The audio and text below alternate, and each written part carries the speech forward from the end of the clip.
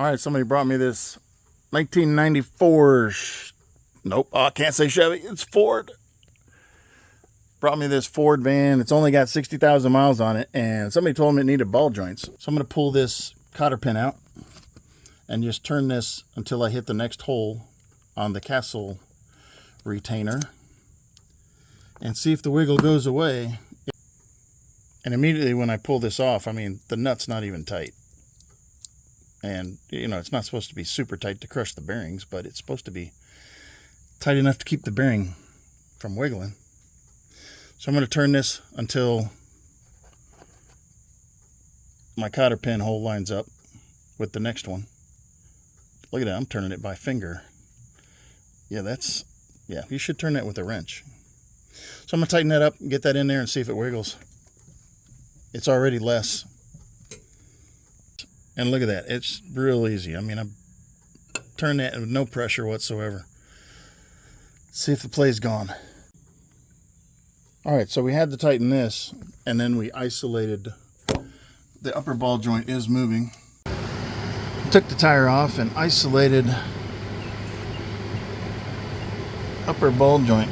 Yep, it is definitely wiggling. So we got to take this bottom one off so she get the top one out. I already removed that bolt. And yeah, it's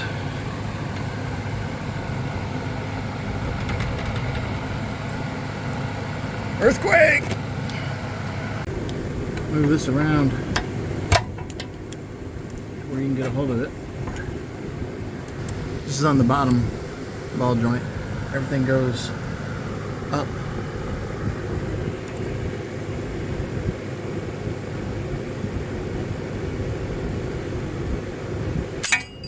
Woo! Dirt in the eyeballs. So to get this off, loosen the cotter pin on the bottom of the tie rod end, and then just hit this right there, and that'll dislodge that. So I left my nut on, screwed on just a little bit on the threads of the tie rod end, then hit that, and then it came off. Then you notice I've got the ball joint part way out. Well, after that, you hit right there with the sledgehammer, and the lower ball joint falls out. The whole thing falls out, so don't leave anything underneath it when it falls out, because it's pretty heavy with all this stuff on it. Pay attention to this. Don't let that get cut. That's your analog brake wire. So I'm hammering this out. You can just hitting it with the sledgehammer.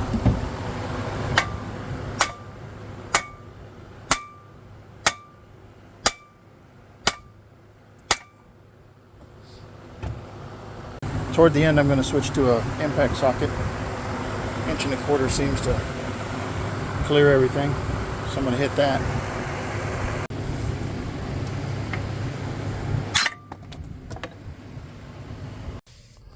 So put this on here because it goes around that. Then you put this on because it's big enough to pass that through. And then this is the pass through side. This is the threaded side, so it goes like this. Then you're going to put the other end, push it through from the other side, so like that. Then you're going to tighten. This is the upper ball joint. You're going to tighten that. It's gone. So this one will be flush when it gets mounted in here. So the pass through is right there. That's part of the ball joint. This is the larger circle on the inner hole. This one's just going to help it bottom out. So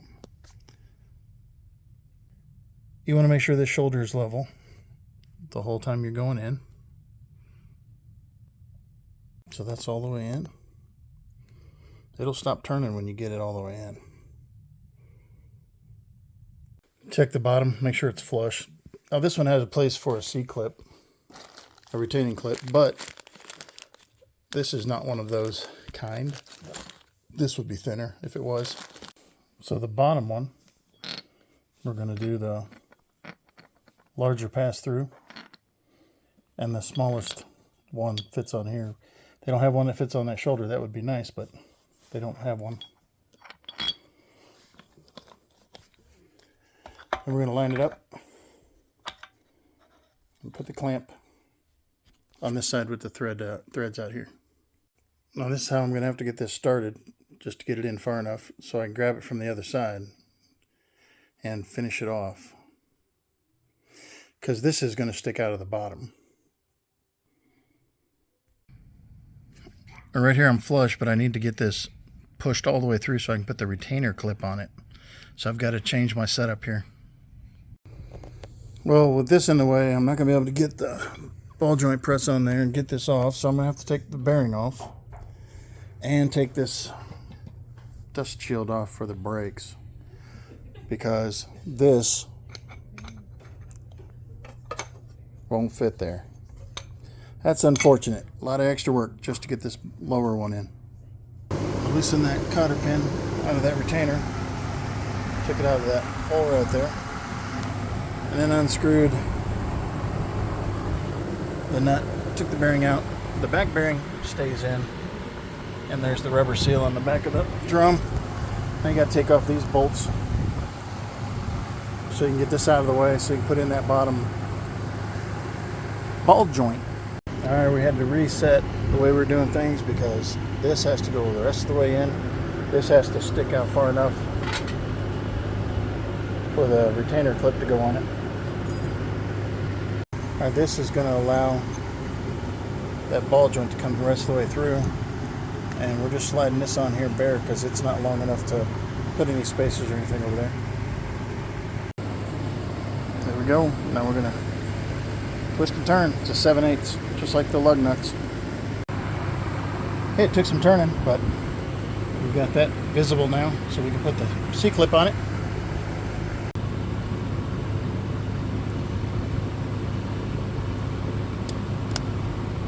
Since we got this off here already, I'm going to put it back on and then put the bearing back on. It should be easier to manage. I did mark this, so I made sure that that hole was lined up where it was. Put your boots on. That should clip down around that ledge. Put your grease fittings on first. It's easier. You have to get a 90. This one didn't even come with a grease fitting. It came with a plug instead. That's a disappointment. I ended up taking this out, putting it back in to get this top one a larger space to go into, so I don't have to fight it as much. Tighten that bolt way down and put the pin through it.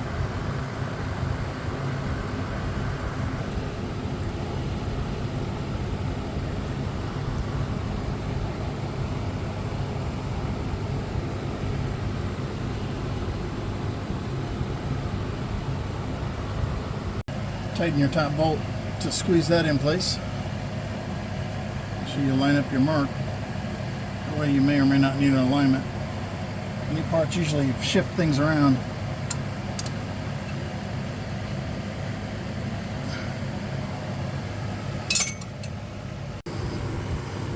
The longer one goes to your sensor wire holder right here. Shorter ones go there, there, there, and down there. Route your ABS wire.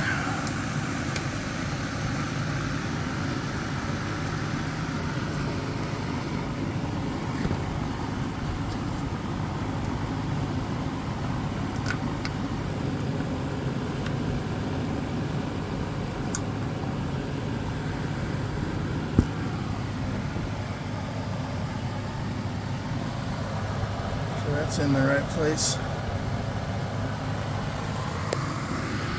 Tighten your bolts.